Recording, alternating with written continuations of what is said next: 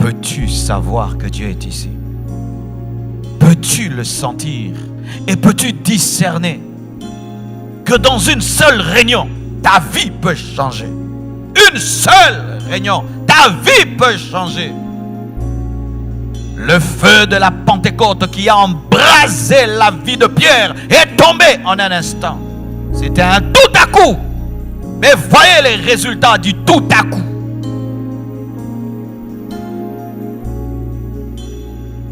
Voyez le résultat de ce tout à coup. Ils avaient soif, ils avaient soif, ils avaient soif. Et tout d'un coup, le feu est tombé sur eux. Et plus jamais ils n'ont été les mêmes. Mes frères, nous sommes en train de parler du réveil de Boston. Et vous savez à quel point la franc-maçonnerie est présente dans cette ville. Comment pensez-vous que vous pouvez influencer cette nation sans être embrasé par le feu du Saint-Esprit? C'est impossible. Jésus n'a pas envoyé des religieux gagner les extrémités de la terre. Il a envoyé des hommes embrasés, des hommes enflammés, des hommes revêtus de puissance. Mais ces hommes avaient payé le prix de la chambre haute. Ils avaient payé le prix de la chambre haute. J'aimerais un peu te parler de la chambre haute. Des fois que vous nous voyez ici, c'est beau, il y a des lumières. Mais si je te raconte mes journées, si je te racontais mes journées, si je te raconte ma vie, je passe ma vie dans une chambre. Boston, je n'ai pas le temps de voir.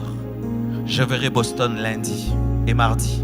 Et peut-être même pas s'il y a trop de gens pour qui je dois prier. Je vis dans une chambre et je prêche dans une chambre. Je prêche dans une chambre. Le prix à payer.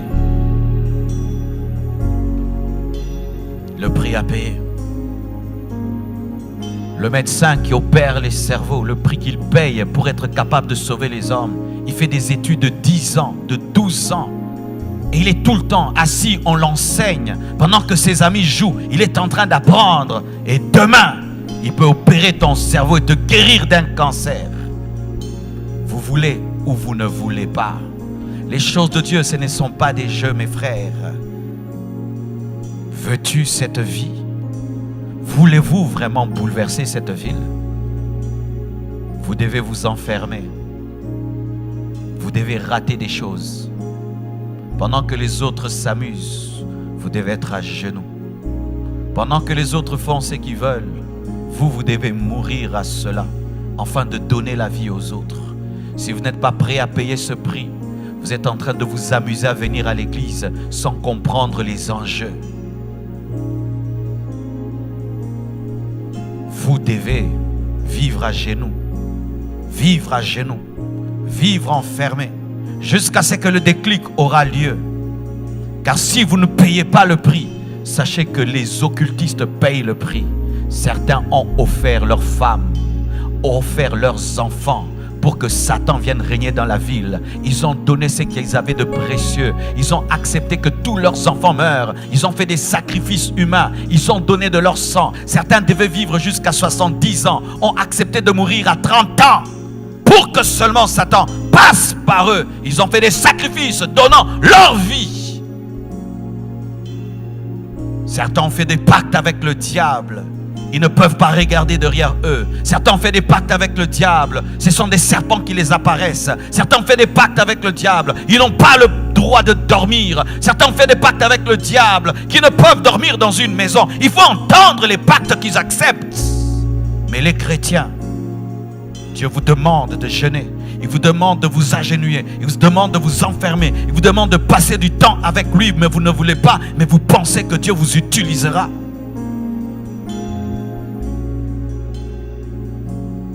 C'est pourquoi chaque fois que quelqu'un me dit « Je veux ton onction », je ne crois plus en cela. Tu ne peux pas avoir l'onction d'un homme de Dieu. Je vais t'aider à avoir ton onction. Parce que si tu dois avoir mon onction, tu dois avoir mon histoire.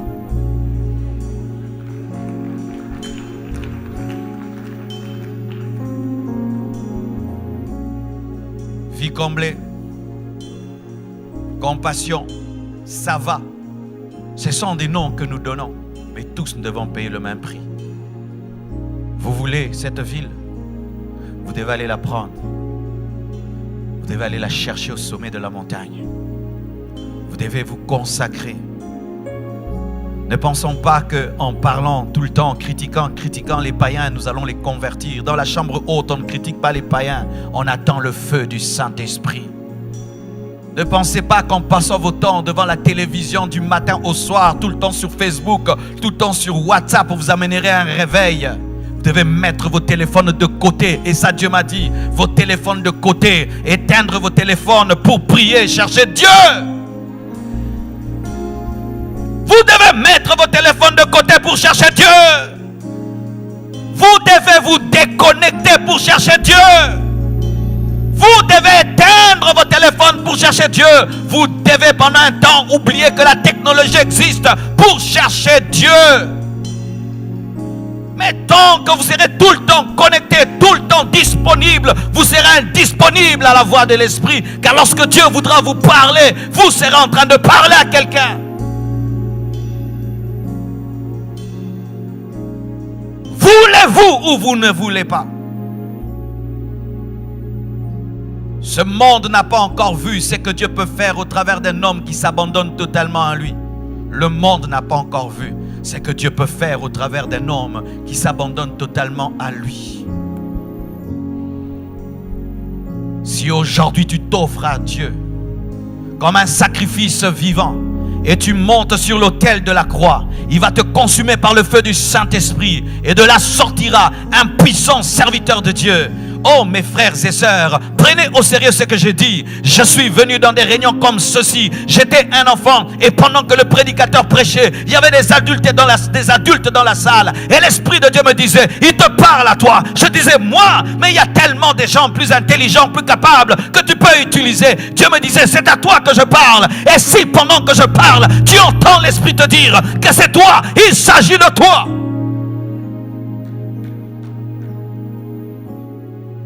À quoi ça nous sert de dépenser autant d'argent, de louer tout ceci, cette salle, et de dépenser en hôtel, en avion, en cela, pour vous faire plaisir et vous divertir?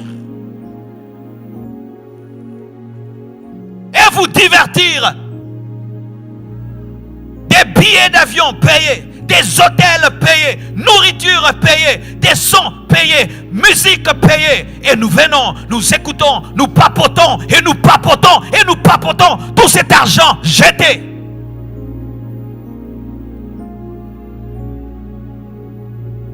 Si cette conférence n'engendre pas, ne fût-ce qu'un homme embrasé, nous avons échoué. Il fallait que je reste au Congo. Il fallait que je reste au Congo. Il fallait que je reste au Congo. Un jour, notre pasteur nous a chassés. Et Dieu soit béni pour ce qu'il avait fait. Il nous enseignait. Et nous, on trouvait que c'était normal qu'il puisse nous enseigner et nous enseigner. Et un jour, il nous pose la question sur ce qu'il avait enseigné hier. Et personne n'était capable de lui dire ce qu'il avait enseigné. Il nous a dit, levez-vous, je perds mon temps, rentrez chez vous. On pensait que c'était de la blague. Il nous avait chassés. Et nous sommes rentrés. Et on a dit, il a raison. Comment nous sommes incapables de nous rappeler ce qu'on nous a enseigné hier? Est-ce que vous vous rappelez ce que j'ai enseigné hier? Est-ce que vous vous rappelez ce que j'ai enseigné le premier jour? Est-ce que vous vous rappelez ce que le pasteur Samuel a enseigné? Ce que le pasteur Grégory a enseigné? Tous ces temps passés dans la prière. Est-ce que vous vous rappelez de cela? Et il nous a chassés.